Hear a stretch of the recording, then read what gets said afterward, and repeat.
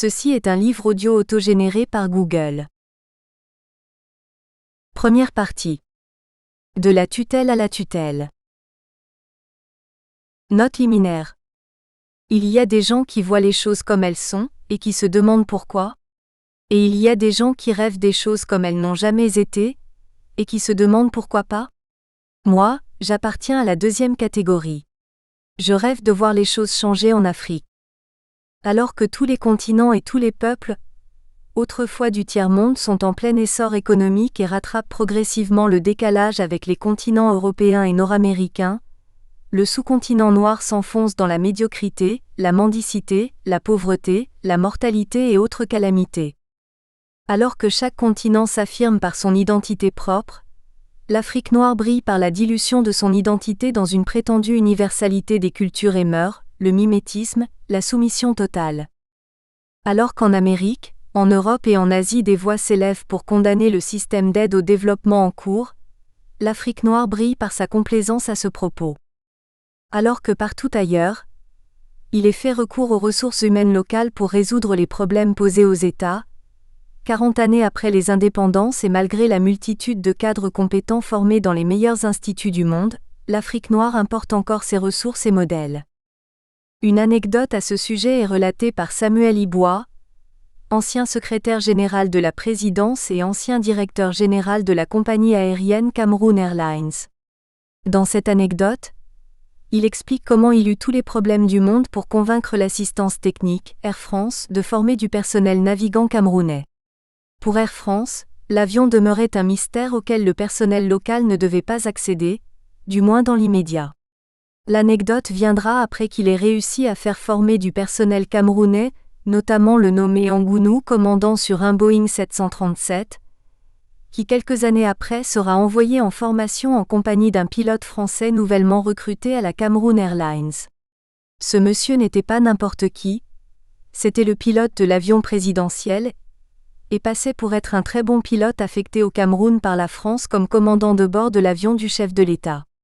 Arrivé au terme de sa carrière militaire, l'intéressé souhaitait continuer dans le civil, particulièrement dans la compagnie camerounaise, ce qui lui fut accordé. Il fut envoyé avec le commandant Ngounou suivre un stage de qualification sur le Boeing 707 à Air France. À l'issue de la période normale de stage, Ngounou fut brillamment qualifié et lâché comme copilote sur le 707, alors que Air France excluait toute possibilité d'accorder une qualification aux Français. Samuel Iboa, intrigué, donna une seconde chance à ce monsieur qui a tout de même piloté à travers le monde le président de la République du Cameroun dans un avion civil. À l'issue de cette nouvelle période, la réponse est mitigée. À la rigueur, l'intéressé pourrait voler comme copilote. Le directeur général, soucieux d'épuiser tous les recours, fit venir un instructeur de Boeing pour tester en vol le copilote. Cette fois, le verdict fut cinglant. Le candidat ne peut en aucun cas être copilote. Quelle idée pour ce chef d'État de se faire piloter par un militaire français, alors qu'il y avait des pilotes camerounais formés par Cameroon Airlines, et surtout de nombreux citoyens qui ne demandaient qu'à être formés. Autre anecdote, à la Fédération camerounaise de football, FECAFOOT, il est créé un poste de directeur général. Le président de la fédération, de nationalité camerounaise, va exiger pour ce poste un occidental avec pour seul motif, il sera au-dessus des intrigues nationales. Ce qu'il ne nous dit pas, c'est pour quelle raison le poste de président n'est point expatrié. Est-ce à dire que des 15 millions de Camerounais, il est le seul au-dessus des intrigues? Ce phénomène est généralisé dans le secteur industriel, où le zèle est poussé à l'extrême et démotive complètement les cadres locaux. Une analyse approfondie fait apparaître entre autres 3 enseignements. Le premier est relatif au peu de sérieux qui accompagne la sélection et l'affectation des coopérants et autres cadres en Afrique. Quelle différence y a-t-il entre le pilotage de l'avion du chef de l'État et de son entourage, avec celui d'un avion de ligne, pour que les méthodes de sélection du pilote ne soient pas identiques? Pourquoi la démarche qui a prévalu dès qu'il s'est posé la question de qualifier ce monsieur au pilotage d'un avion transportant une population plus élargie, ne s'était-elle pas appliquée lors de son affectation auprès du chef de l'État? Pourquoi avoir accepté ce pilote sur simple recommandation de son administration d'origine, sans lui faire subir un test de qualification. Comment un pilote dit très compétent pour piloter un chef d'État peut à ce point perdre toute sa compétence? Cet exemple met à nu la fuite en avant adoptée par les Africains. Cet exemple découvre la nature des coopérants, assistants techniques et autres conseillers que l'Afrique affectionne. Malheureusement, quelle que soit leur provenance, institutions internationales, administration des nations occidentales ou multinationales, ces personnes, une fois sur place, mettent sous influence nos dirigeants. Ceci leur permet de faire le vide autour d'eux, d'une part en éliminant les compétences locales qui puissent leur faire ombrage, et d'autre part en sélectionnant des nationaux à la moralité douteuse pour leur servir de faire-valoir. Résultat, les décideurs africains sont coupés de la réalité du terrain, sevrés et désinformés par des barbouzes qui pullulent dans l'administration et dans les secteurs économiques et industriels. Le cycle de la tutelle à la tutelle est donc en place. Le deuxième enseignement est le comportement des deux dirigeants africains que sont le président de la FECAFOOT et le directeur général de la CAMER. L'un accorde au pilote français, le même jusqu'à 3 fois, la possibilité de se rattraper. L'autre engage un individu inconnu sans expérience de gestion d'une structure de cette envergure, à qui il accorde toutes les largesses possibles. A contrario, donne-t-on autant de chances aux compétences africaines pour se corriger? Donne-t-on autant de moyens aux cadres africains appelés à de hautes responsabilités? Une société mal gérée par un Africain suffit pour jeter l'opprobre sur tous les cadres africains. Comme l'a fait Samuel Iboua pour le pilote français, sans céder à la complaisance, chaque fois que leur intégrité n'est pas mise en doute, permettons aux meilleurs de nos fils d'apprendre car c'est dans la douleur qu'une femme met au monde un enfant. Le troisième enseignement nous révèle un fait indéniable. Les dirigeants du continent, qu'ils soient chefs d'État, chefs d'entreprise ou administrateurs, n'ont point confiance en eux et encore moins en leurs frères de race. Cette politique d'abandon a paralysé toute possibilité de maîtrise du développement en Afrique noire, et la situation a empiré depuis la fin des années 80 du XXe siècle car le monde, de par la disparition des blocs, et l'Afrique noire, de par la crise économique, ont connu des mutations importantes. Les pays du bloc de l'Est, qu'ils soient d'Europe ou d'Asie, sont entrés dans le grand marché des aides au développement. La concurrence qui en a découlé a fait naturellement peser la balance en défaveur des pays africains. Ici comme ailleurs, la solidarité de race et de continent a primé. Les pays africains n'ayant aucun représentant dans le grand groupe des pays industrialisés, et ne présentant plus d'intérêt stratégique, ont été les laissés pour compte de cette mutation. La part de l'aide au développement qui était autrefois réservée aux pays africains a fondu comme neige au soleil, et a été remplacée par des concepts abstraits, les organisations non gouvernementales, ONG, et les programmes d'ajustement structurel, PA. 20 ans après, avons-nous seulement pris conscience que cette mutation est irréversible, et que nos politiques d'après les indépendances doivent être revues fondamentalement pour nous permettre de nous ajuster à la nouvelle donne et de nous affranchir de la dépendance à l'aide économique venue d'Occident? Ayant vécu de l'extérieur, puis de l'intérieur ces mutations, je me suis engagé avec des camarades d'université dans une réflexion d'ensemble sur l'évolution de nos sociétés d'Afrique noire. J'ai ensuite transmis spontanément des extraits de cette réflexion aux responsables politiques du pays, et à chaque fois j'ai eu l'impression que cette analyse était partagée. Malheureusement, dans la pratique, les actes de nos dirigeants ne sont jamais en accord avec leurs dires et écrits. Ils donnent généralement l'impression d'être médusés, face aux jeunes experts venus d'Occident, et souvent moins expérimentés que les cadres nationaux. Est-ce le complexe d'infériorité? Est-ce le paternalisme?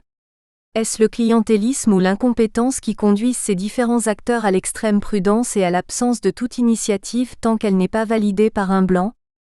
Pourquoi l'Afrique noire est-elle réduite à abandonner ses responsabilités à d'autres qui évidemment se contentent de faire le minimum afin de maintenir le marché fructueux, le marché de l'assistance, le marché de l'aide au développement? Un marché qui dans sa conception actuelle, comme une pieuvre, étouffe et appauvrit inexorablement le sous-continent. J'ai essayé de comprendre les raisons de ce comportement très atypique des dignitaires africains, comparés à leurs collègues d'Asie, voire d'Afrique du Nord. Face à leur ambiguïté, l'idée m'est venue en 1993 d'entreprendre une étude sur l'évolution sociale, politique et économique de nos abandons. Cette étude m'a amené à de nombreuses lectures historiques et sur la négritude. Comme souvent, on cherche toujours très loin ce que l'on a sous le nez. Je me suis aperçu, en analysant dans sa version ancienne le premier couplet de l'hymne du Cameroun, qu'il y avait là une première réponse à mon interrogation. Préambule. Barbarie ou sauvagerie? That's the question. Au Cameroun, berceau de nos ancêtres, autrefois tu vécus dans la barbarie. Comme un soleil tu commences à paraître, peu à peu tu sors de ta sauvagerie. Au Cameroun, berceau de nos ancêtres, va debout et jaloux de ta liberté. Comme un soleil ton drapeau fier doit être, un soleil ardent de foi et d'unité. Voilà deux versions différentes du même couplet de l'hymne du Cameroun qui m'ont marqué, et qui me serviront d'introduction dans l'interprétation des comportements post-coloniaux que nous observons depuis les indépendances et qui minent nos sociétés. Le premier couplet de l'hymne adopté par les Camerounais juste après les indépendances démontre, s'il en était besoin, notre état d'esprit et notre reniement à la sortie de la colonisation. En toute chose, seule la première intention est la meilleure. Ceux qui hier ont écrit la première version de l'hymne de notre pays sont les mêmes qui l'ont corrigé par la suite, et c'est aussi ceux-là mêmes qui ont eu la lourde responsabilité de diriger nos pays indépendants. Ces dirigeants ont-ils changé fondamentalement entre les deux versions? Ont-ils voulu, par l'ajustement de ce couplet, corriger une erreur de leur part? Je ne peux répondre à leur place, et propose dans cet ouvrage que nous fassions ensemble l'autopsie de leurs actions pour mieux comprendre leur comportement actuel. Civilisés ou barbares? L'histoire du peuple noir africain était présentée par les colons comme un ensemble de comportements barbares. Ces enseignements ont-ils marqué le subconscient des indigènes tels qu'une fois indépendants, ils continuent à affirmer l'infériorité de leur histoire, et par conséquent de leur race? En d'autres termes, qu'est-ce qui a justifié qu'un hymne écrit par des Camerounais pour affirmer leur souveraineté et résumer tout leur passé par la seule barbarie?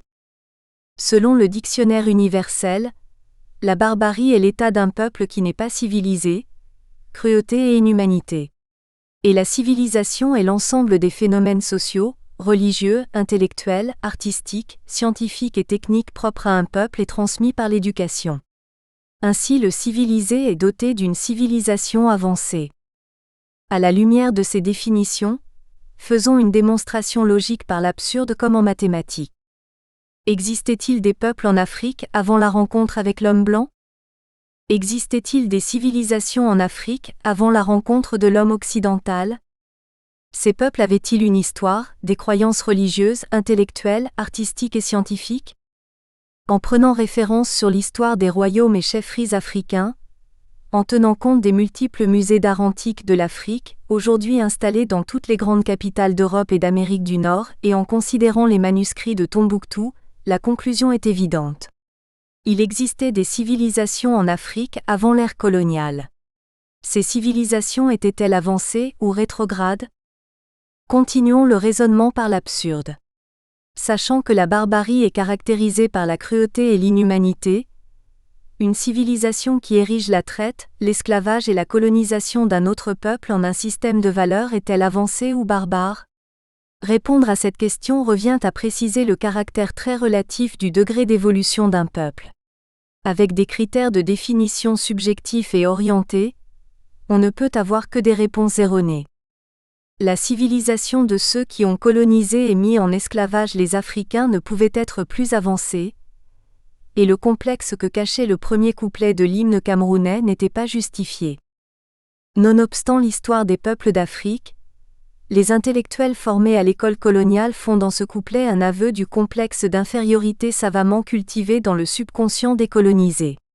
Ce conditionnement psychologique aura les conséquences graves sur l'évolution des nations africaines. Barbare ou civilisé?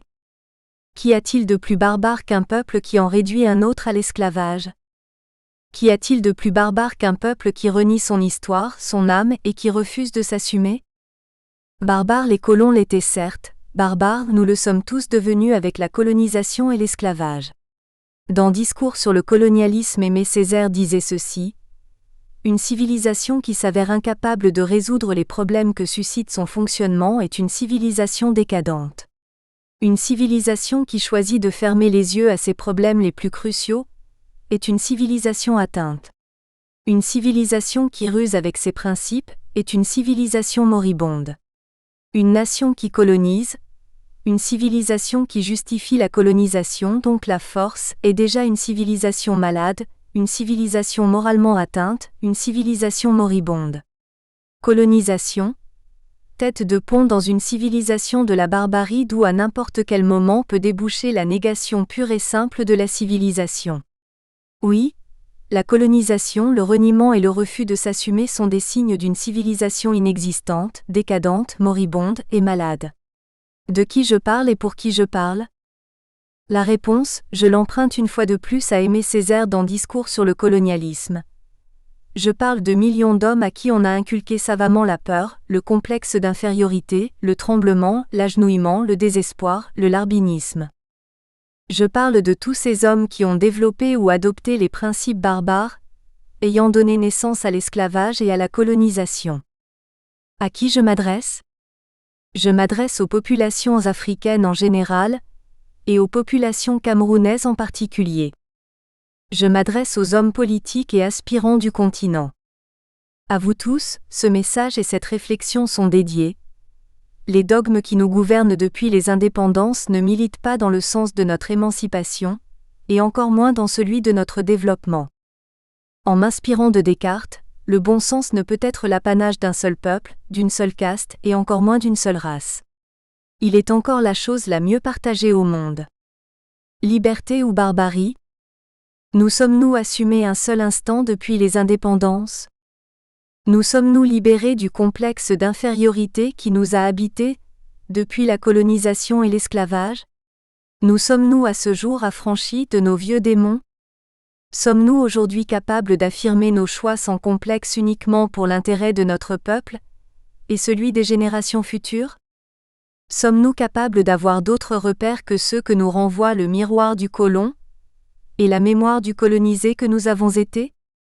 Sommes-nous capables d'élaborer des politiques socio-économiques fondées sur nos propres ressources ? Sommes-nous enfin sortis de la barbarie dans laquelle nous ont plongé la colonisation et l'esclavage ? Seul un retour à nos racines, à notre conscience oubliée et abandonnée, nous permettra de retrouver une identité et avec elle une destinée. Seule une prise de conscience de notre histoire nous permettra de mieux bâtir notre avenir. Seul un bon diagnostic des motivations des colons et des esclavagistes nous permettra d'évaluer et de préciser le sens à donner à la notion d'indépendance qui a suivi la colonisation. Seule une bonne connaissance des enjeux que cache la notion de développement nous permettra d'orienter nos choix de politique générale. Ainsi dans cet ouvrage, la présence de l'homme du passé sera permanente et permettra à l'homme du présent que nous sommes de se construire sur un socle solide déjà éprouvé. Ainsi, pour nous inspirer et pour étayer notre analyse, je me suis servi de nombreux exemples du passé. Ce préambule me permet de poser le sujet dans son contexte actuel. Il me permet d'introduire cet ouvrage qui fait modestement l'autopsie de notre passé, le diagnostic de notre présent, les prescriptions pour notre futur. Cet essai est soutenu par l'étude des ouvrages des chantres de la négritude que sont Frantz Fanon et Aimé Césaire. Ces deux auteurs sont pour moi ceux qui ont le mieux compris les problèmes liés à la colonisation et créés par elle. Leurs analyses édifient tous ceux qui vivent l'évolution de nos États d'Afrique noire. Cet essai est soutenu par des faits historiques réels, tirés de recueils sur l'histoire du Cameroun. Ce pays a l'avantage de représenter sur les plans ethnographiques, géographiques et historiques la diversité africaine. Juste au-dessus de l'équateur, il déborde sur le désert et la forêt dense africaine en passant par la savane. Composé de Bantous, Pygmées, Soudanais, Peuls et Arabes Shoa, le Cameroun a connu tant la colonisation que la tutelle. Il a connu la colonisation allemande, puis la tutelle française et anglaise. Sur le plan socioculturel, on y rencontre des animistes, des musulmans et des chrétiens. Après les indépendances, les deux langues officielles retenues sont le français et l'anglais. Pour exprimer cette particularité, et avec un peu de chauvinisme, les citoyens camerounais désignent leur pays comme étant l'Afrique en miniature. On ne peut trouver meilleur laboratoire pour étudier le problème africain. Cet essai est soutenu enfin par mon vécu, mon expérience personnelle, et l'analyse que tout ceci m'inspire. J'ose espérer que cette démarche va nous permettre de nous révéler à nous-mêmes, et réveiller chez tous une réflexion positive qui contribuerait à relancer le combat manifestement enterré depuis les indépendances. Le combat de la décolonisation des peuples d'Afrique noire continue, et vouloir l'ignorer serait conduire tout un peuple à la perte, ce serait un génocide. Génocide que décrivait Adam Hochschild dans son livre Les fantômes du roi Léopold, Urs Holocaust oublié. Livre dans lequel l'auteur relate une entreprise qui prit naissance depuis la période colonialo-esclavagiste, et qui malheureusement, comme nous le démontrons dans notre présent ouvrage, se poursuit après les indépendances. Il s'agit ici de cette gigantesque entreprise d'appropriation et d'exploitation des territoires et des peuples, lesquels sont privés de tout pouvoir politique, mais aussi de la propriété de leurs terres et ressources naturelles en échange de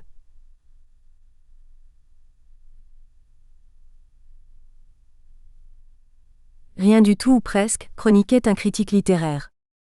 Hier comme de nos jours, des hommes librement sacrifient en leur nom et en celui des générations futures tous les droits de souveraineté et de gouvernement de tout leur territoire en échange de la misère, des privations, de l'autodestruction. Tel est le génocide dont nous parlons. Tel est le génocide qui se poursuit sous la supervision des organismes spécialisés d'ici et d'ailleurs. À ce sujet, en 1962, René Dumont lançait un cri de détresse, l'Afrique noire est mal partie. Il récidivait en 1982 et en 1986 par les ouvrages intitulés L'Afrique étranglée puis Pour l'Afrique j'accuse. À la parution du premier ouvrage de la série, l'auteur sera interdit de séjour dans plusieurs capitales d'Afrique francophone. Plus de 40 ans après, force est de reconnaître la pertinence des analyses successives de ce visionnaire. Mon message reste dans la droite ligne des chemins balisés par René Dumont. Après les aides et les ajustements, l'Afrique noire est toujours mal partie et pourtant les solutions existent bel et bien. Je sais que ce discours va à l'encontre des courants de pensée actuels. Je sais que des exemples, souvent les mêmes, seront utilisés pour me démontrer les réussites des systèmes actuels. J'accepte d'avance ces remarques mais je ne peux me satisfaire d'une politique soit-elle la meilleure. Qui conduit notre continent au dernier rang. Qui conduit et réduit notre peuple à la mendicité. Qui induit la dégénérescence du continent et de ses fils par la corruption, l'émigration, la prostitution, l'avilissement, l'insécurité, la mortalité. Qui dévalorise notre peuple et notre race face au reste du monde. Qui produit l'endettement et hypothèque l'avenir des générations futures sur plusieurs siècles. Je rêve d'appartenir à un continent qui ambitionne de devenir le premier et le meilleur. D'appartenir à un peuple qui s'affirme par ses réalisations, sa capacité à résoudre par lui-même ses problèmes. D'appartenir à un continent dont les fils sont et seront fiers de leurs parents et de leur histoire. D'appartenir à un peuple et un continent qui inspirent le respect, l'admiration et la confiance des autres communautés. D'appartenir à un continent dans lequel l'égalité entre citoyens ne se limite pas à des slogans politiques.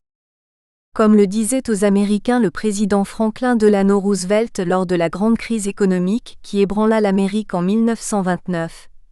Soyez réaliste, demandez l'impossible. Oui, ce qui vous semble impossible aujourd'hui est ce dont je rêve, ce que je vous demande. Je veux être riche, fort, respecté et admiré. Chapitre 1. Les derniers hommes libres. Sans la conscience historique, les peuples ne peuvent pas être appelés à de grandes destinées. Cheikh Anta Diop. Le cycle de la civilisation n'a jamais été le monopole d'un peuple. Berceau de l'humanité, le continent africain l'est par les plus anciens fossiles humains découverts dans la vallée du Nil. Berceau de la civilisation, l'Afrique l'est aussi par l'une des plus grandes civilisations humaines développées en Égypte, non loin du berceau de l'humanité. Bien avant la période coloniale, les royaumes de l'Afrique connurent leur grandeur et leur décadence. Ainsi les empires d'Égypte, de Nubie, du Mali, du Ghana et du Songhai s'installèrent près des fleuves, développèrent des voiliers en bois et firent le commerce. Les Égyptiens voyagèrent par le Nil, la mer Rouge et la Méditerranée. Ils firent du commerce avec les Phéniciens en Méditerranée. Ils descendirent le Nil et atteignirent l'Afrique centrale. Au sud de l'Égypte, l'empire Kouch se développa et Méroé, région importante de production de fer, en fut la capitale.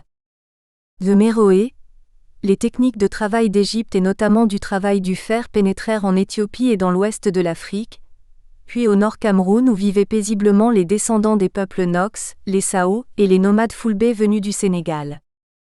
Ces techniques de travail venues du nord de l'Afrique furent ensuite transmises au sud du continent aux peuples bantous et semi-bantous, par des échanges entre le nord et le sud du territoire.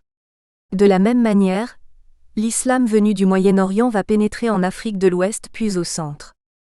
Subséquemment, au Cameroun, les Fulbé initialement animistes furent convertis à l'islam, firent la guerre sainte ou la djihad et envahirent toute la région du nord jusqu'à l'Adamawa. Ils remplacèrent les dignitaires locaux par leurs représentants appelés lamidos ou chefs religieux. Les peuples au sud de l'Adamawa, notamment les Bamoun, les Bamileke, les Bamenda étaient des artisans, commerçants, agriculteurs et animistes. Les croisades Fulbé pour l'islamisation de ces royaumes furent vouées à l'échec.